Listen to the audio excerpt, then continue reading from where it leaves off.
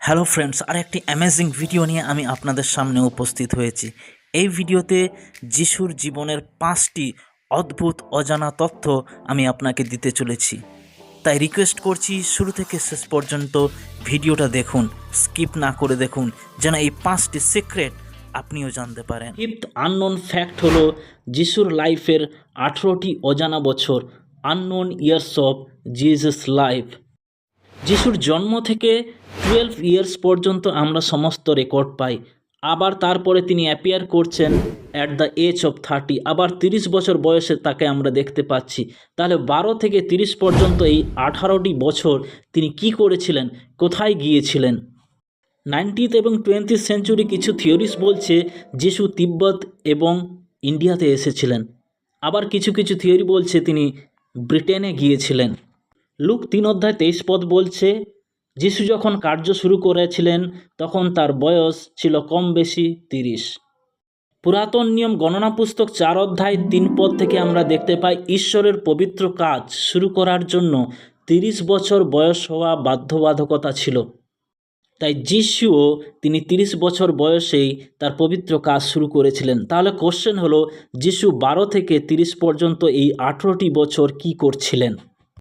এই সাইলেন্ট ইয়ার্সগুলিতে যিশু কী করেছিলেন? সম্ভবত তিনি নিজেকে প্রস্তুত করেছিলেন।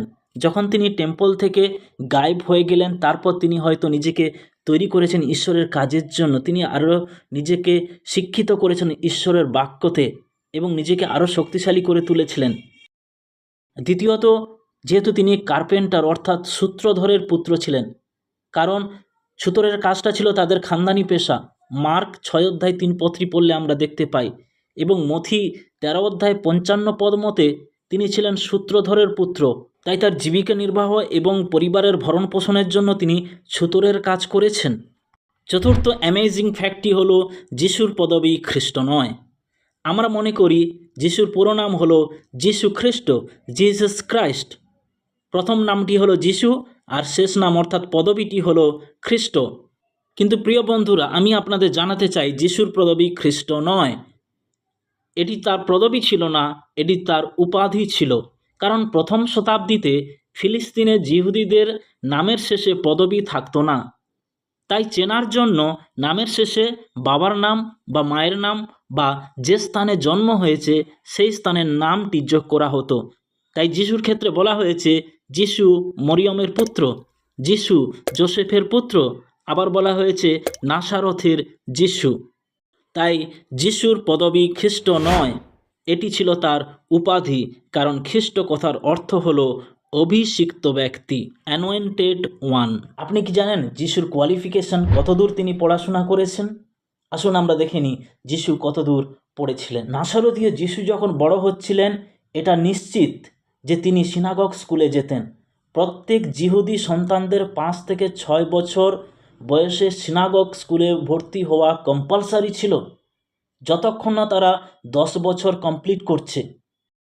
জিহুদি শিক্ষা ব্যবস্থায় গৃহ ছিল ফার্স্ট স্কুল, যেখানে মা বাবারা সন্তানদেরকে পুরাতন নিয়মের ঘটনা সকল গল্পের আকারে বোঝাতেন। তারপরে ছিল সিনাগগ স্কুল, যেটা 5 থেকে 10 বছর পর্যন্ত কম্পালসারি ছিল। তারপরে টেম্পল এডুকেশন, যেখানে তারা জিহুদি আইন ব্যবস্থা সম্পর্কে শিক্ষা নিত। তারপরে ছিল উচ্চ শিক্ষা, যার জন্য ছিল রব্বিনিক্যাল স্কুল, একজন রব্বাই বা গুরুর অধীনে শিক্ষা নিতে হতো। আর এটা ছিল হায়ার এডুকেশনের জায়গা। আমরা জানি প্রভু যিশু পুরাতন নিয়মের আইন ব্যবস্থা এবং ভাববাদী পুস্তক এবং পুরাতন নিয়মের হিস্ট্রি সব কিছু জানতো। কিন্তু আমরা যখন যোহন 7:15 পড়ি, জিহুদি শিক্ষকেরা যখন দেখলো যিশু শিক্ষা দিচ্ছেন, তার শিক্ষাদানে তারা চমৎকৃত হয়েছিল এবং তারা উক্তি করেছিল, এই ব্যক্তি শিক্ষা না করিয়া কি প্রকারে শাস্ত্রজ্ঞ হইয়া উঠিল। অর্থাৎ এখানে তারা বলতে চেয়েছিল এই ব্যক্তি উচ্চশিক্ষার জন্য কোনো প্রসিদ্ধ গুরুর অধীনে শিক্ষালাভ করেননি, যেমনটি তখনকার সময়ে হিল্লোল, সাম্মাই, গামালিয়েলের মতো প্রসিদ্ধ শিক্ষাগুরু ছিল। আমরা নিশ্চিত যিশু তার ফর্মাল এডুকেশন সম্পূর্ণ করেছিল। তিনি উচ্চশিক্ষার জন্য কোথাও যাননি, কারণ তিনি অলরেডি ঐশ্বরিক জ্ঞান বিদ্যায় পরিপূর্ণ ছিলেন। আসুন আমরা দেখে নিই যিশু কোন ভাষায় কথা বলতেন। যিশুর সময় 3টি ভাষা প্রচলিত ছিল। অরামিক ছিল সর্বসাধারণের ভাষায়, যে ভাষায় মানুষ কথা বলতো। এবং আপনারা মনে করবেন যিশু যখন ক্রুশে ছিলেন তখন একটা বাণী উচ্চারণ করেছিলেন, এলাই এলাই লামা সবক্তানি, আর এটি ছিল অরামিক ভাষায়। হিব্রু ছিল তাদের শাস্ত্রীয় ভাষা, আর যে ভাষায় তারা পড়াশোনা করত, এটা একাডেমিক ল্যাঙ্গুয়েজ এবং রিলিজিয়াস ল্যাঙ্গুয়েজ ছিল। আমরা এটা জানি যে যিশুকে বিশ্রামবারে শাস্ত্র বাক্য পাঠ করতে দেওয়া হয়েছিল এবং তিনি তা পাঠ করেছিলেন যিশায়া পুস্তক থেকে, অর্থাৎ তিনি হিব্রু ভাষাও জানতেন। অরামিক ও হিব্রু ভাষার পাশাপাশি আরেকটি ভাষার দারুণ দাপট ছিল, সেটি ছিল গ্রিক। আজকের দিনে ঠিক যেমন ইংরেজি, তেমনি যিশুর সময়ে গ্রিক ভাষারও দারুণ প্রভাব ছিল, আর তাই বাইবেলের নিউ টেস্টামেন্টটি গ্রিক ভাষাতেই লেখা হয়েছে। গ্রিক ছিল প্রথম শতাব্দীর মানুষের কমন ভাষা। আমরা জানতে পারি যিশু গ্রিক ভাষাও জানত, কারণ তিনি রোমান সেঞ্চুরিয়ানের সঙ্গে কথা বলেছিলেন। এমনকি বিচারের সময় তিনি পিলাতের সাথেও কথাবার্তা বলেছিলেন। এর থেকে বোঝা যায় যে যিশু গ্রিক ভাষাও জানত। তাহলে আমরা বুঝতে পারছি প্রভু যিশু 3টি ভাষা জানতেন, আরামিক, হিব্রু এবং গ্রিক। আসুন আমরা প্রথমত দেখি নাম।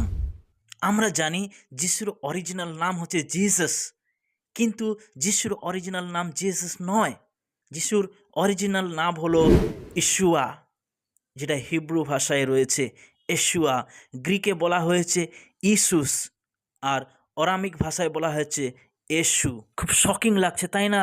ইয়েস, যিশুর আসল নাম, অরিজিনাল নাম হলো এশুয়া হিব্রু ভাষায়। জিসাস শব্দটি এসেছে 14th সেঞ্চুরির দিকে। তার আগে যিশুকে হিব্রু ভাষায় এশুয়া বা গ্রিক ভাষায় ইয়েসুস বলে ডাকা হতো। আজকের এই ভিডিও থেকে আমরা শিখলাম যিশুর আসল নাম হলো এশুয়া, এবং যিশু 3টি ভাষায় কথা বলতেন, অ্যারামিক, হিব্রু এবং গ্রিক। সেই সঙ্গে প্রভু যিশু তার বেসিক এডুকেশন তিনি সম্পন্ন করেছেন। চতুর্থত, যিশুর পদবী খ্রিস্ট নয়, এটি ছিল তার উপাধি, পদবী নয়। তাই আমরা বলতে পারি জিসাস দ্য ক্রাইস্ট। পঞ্চমত, যিশুর জীবনের 18টি অজানা বছর তিনি অন্য কোথাও ইন্ডিয়াতে কিংবা ব্রিটেনে যাননি, বরং তিনি জেরুসালেমে ছিলেন, নিজেকে প্রস্তুত করছিলেন, এবং তিনি তাদের পেশাদারি কাজ, ছুতোরের কাজ করতেন। ভিডিওটি ভালো লাগলে অবশ্যই কমেন্টস করে জানাবেন, একটা লাইক এবং শেয়ার করতে ভুলবেন না। Thank you.